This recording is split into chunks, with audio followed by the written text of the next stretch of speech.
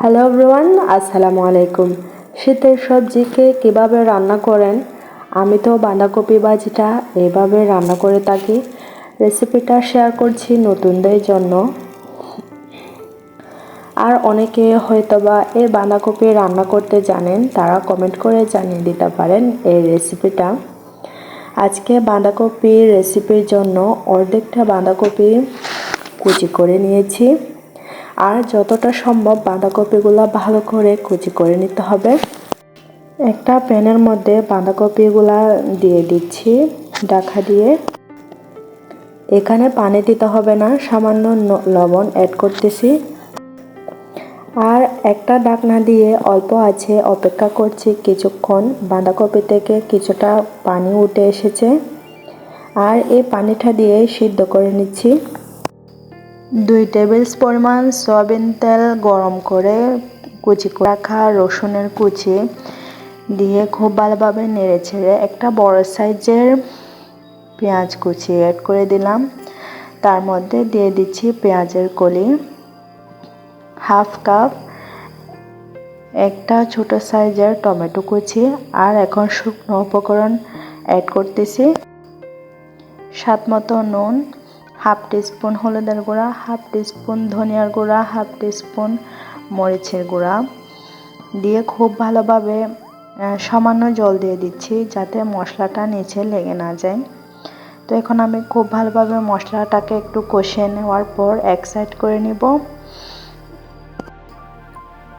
এই বাঁধাকপি ভাজিটা আমি মাঝে মধ্যে ডিম দিয়ে ভাজি করে থাকি। এখন আমি একটা ডিম ফেটিয়ে দিয়ে দিব। এখন খুব ভালোভাবে নেড়ে ছেড়ে নিচ্ছি। সব কিছুর সাথে খুব ভালোভাবে ডিমটাকে মিশিয়ে দিব। এখানে আপনারা যদি একটা বাঁধাকপি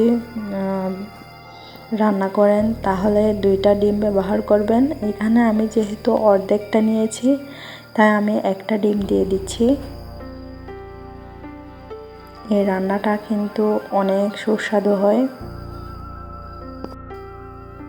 আর আগে থেকে সিদ্ধ করে নেওয়া বাঁধাকপি দিয়ে দিচ্ছি। আর এভাবে নেড়ে চেড়ে মিশিয়ে নিচ্ছি। আরও কিছুক্ষণ ঢাকা দিয়ে রান্না করে নিতে হবে। অল্প করে ধনেপাতা কুচি দিচ্ছি। ধনেপাতা কুচি দিলে দারুণ একটা ফ্লেভার আসে। আপনি রুটির সাথেও পরিবেশন করতে পারেন, আবার চাইলে ভাতের সাথেও খেতে পারেন। আমাদের বাঁধাকপি রান্না করা এখন প্রায় শেষ হয়ে গিয়েছে। আর এটা চাইলে আপনারা নান, পরোটা, সাদা ভাতের সাথে পরিবেশন করতে পারেন। এখন আমি পরিবেশন করে নিচ্ছি। আশা করছি আমার এই সহজ রেসিপি দেখতে আপনাদের কাছে ভালো লাগে। আরও সহজ রেসিপি পেতে আমার চ্যানেলটা অবশ্যই সাবস্ক্রাইব করে দিবেন।